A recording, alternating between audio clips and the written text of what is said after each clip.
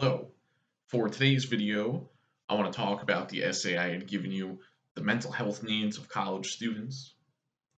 So obviously I gave you this essay because I think it goes along with the topic, or one of the suggested topics I gave you for the argument essay that asked you to argue for a solution to the problems about adjusting to college or, mental health with college students. So I just wanted to go through this article and see what we can get from it and how it could be applied if you were writing an essay on that topic. So the first, number of pages about it, I think just give a lot of good statistics and stuff about, the extent of the problem. That they have all these stats about the prevalence of mental health problems with college students, and I think it's, uh, generally understood to be higher than the average population. So obviously, this is something you would want to look at with people in this situation specifically. So yeah, obviously, like I said, a lot of good stats and data you could draw from there if you're going to write about this to just outline like, okay, like here's this problem, here's why it's so bad, here's why it needs a solution. Which I think it would make sense to spend, maybe a paragraph, just like explaining the problem or giving us just some details about how bad the problem is, and then getting to the solution that you want to argue for to solve it. Another thing they mention, I'm looking on page 171 by the page numbers on the essay, and at the bottom of that page they start talking about how these different mental health problems can affect people's like grades and performance in college. So I think just because obviously colleges should be invested in students graduating and staying enrolled and everything. So they say here mental health problems may also have a negative impact on academic performance and graduation rates. They say students with higher levels of psychological distress were characterized by higher test anxiety, lower academic self-efficacy, and less effective time management. Um, They have another stat where they say 5% of college students prematurely end their education due to psychiatric disorders. So, yeah, all that is just stuff to let us know, okay, here's why this is such a problem. Here's why this is something that needs a solution. So they do make going to like the last part of the essay, they have this one section that they have labeled recommendations. So here, I think, is where you see them kind of at least mention what some of the different solutions could be. So if you were going to write about this topic, I think these are some of the things you would want to consider, and maybe pick and choose from these, or maybe emphasize them more, or find a way to explain it more. Um, so the first thing they say is that at the institutional level, there needs to be active support from top level administrators who are willing to consider mental health a priority and provide adequate funding. So I think that would be the first thing, because a lot of the problems that they mentioned, I think, had to do with the number of people that they have and staffing levels. So obviously, just putting more money towards it, hiring more people would probably be a good place to start. That's something I always think like at some of the schools I work at, I have to do like progress reports or like little things just to check like if students have attended class or if they're passing or failing or whatever. And when I do that, it sends some kind of notification to like the student's advisor or counselor or whatever, and it shows me like the name, and it's like, oh wow, like half my students have the same advisor, and you start to wonder like how many students are there per advisor, at this college or at any college. And I feel like the number would just be kind of huge because I feel like it's, and when I talk to students about their experiences with advisors, and I'm sure, you guys have experiences with advisors, I feel like students generally feel that they don't help all that much or that they could help more. And yeah, I wonder if just like the number of them that schools have is part of the problem there. Like I remember one thing that was always weird to me was like when you're picking your classes, how little guidance there was for me about like what the requirements were and what you needed to do to get all the requirements for the degree that you're trying to get, to the point where I actually almost didn't graduate on time because there was like some elective that I thought I had did, but I just misunderstood the requirements, so I had to do something else, and I ended up having to take like one of these like tests. It was basically a standardized test about like psychology, and I luckily I passed it, so I was able to graduate. But yeah, just the whole idea of how I guess the lack of guidance that we have in a lot of different things, not just choosing classes, but that's just one example. So that's, maybe a place to start is if they could have more people like that. Um, I also want to look at, okay, this is on page 176 by the page numbers on the essay. And they mention here, like, some of the things. It says counseling centers directors reported using the following strategies to set limits and manage caseloads more effectively. So I guess these are things that they were trying to do since they didn't have enough staffing. These were some of the ways that they tried to manage that. And I don't know, some of this was just kind of shocking to me that these are like the solutions that they went for.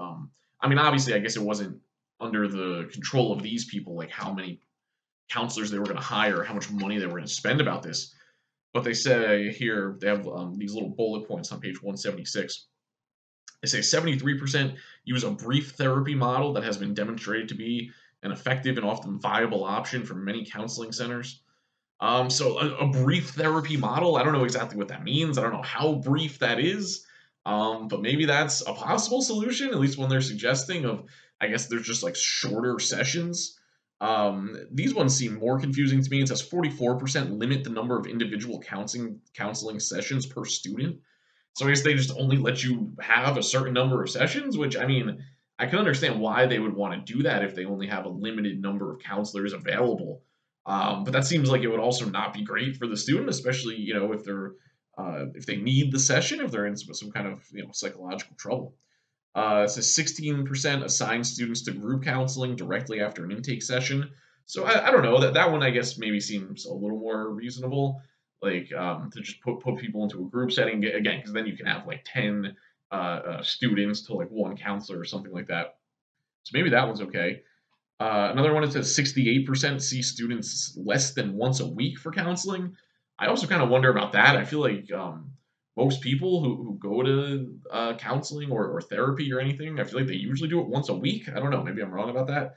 But limiting it to less than once a week, like I feel like there are ways of managing this, or yeah, just to provide less services to students. And I was just a little confused by these suggestions. They said, and then the last one they have here, it says 41% refer to off-campus resources, which that just seems like you're not helping at all.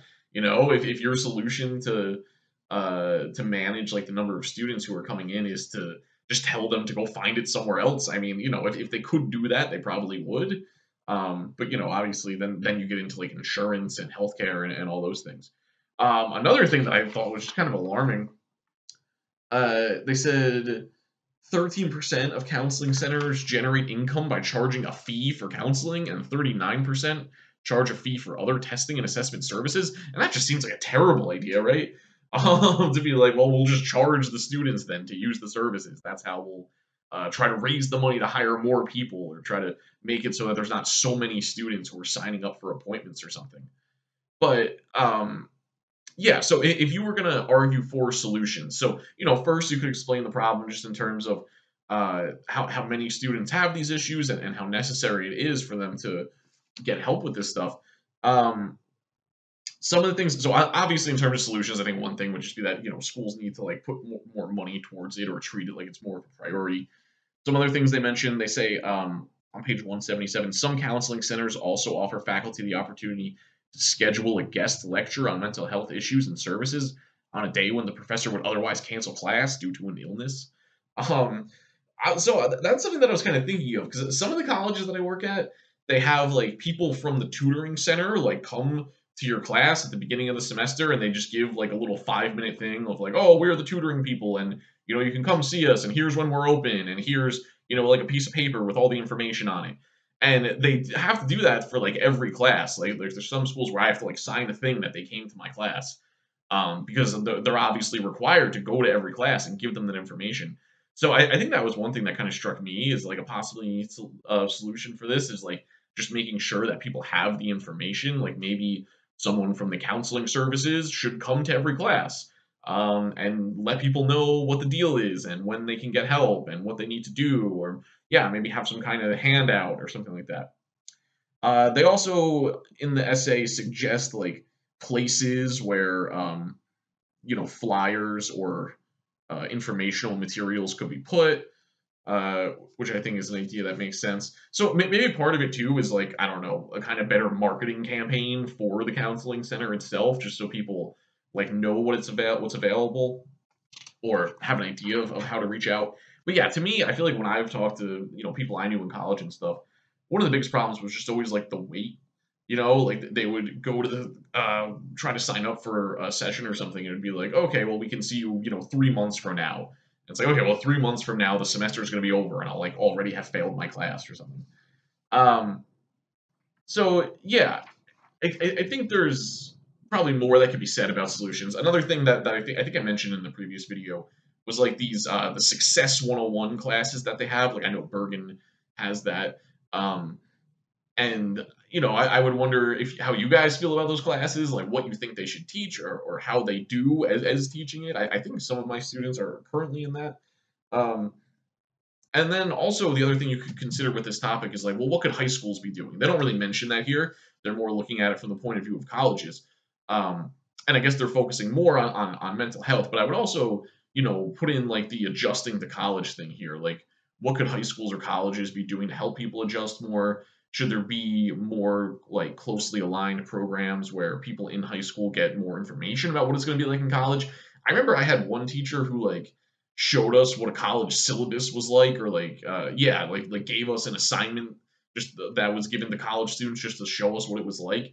And I always kind of appreciated that, just because it was like the real thing. It wasn't just teachers being like, oh, when you're in college the assignments are going to be so hard, or they're going to be so long.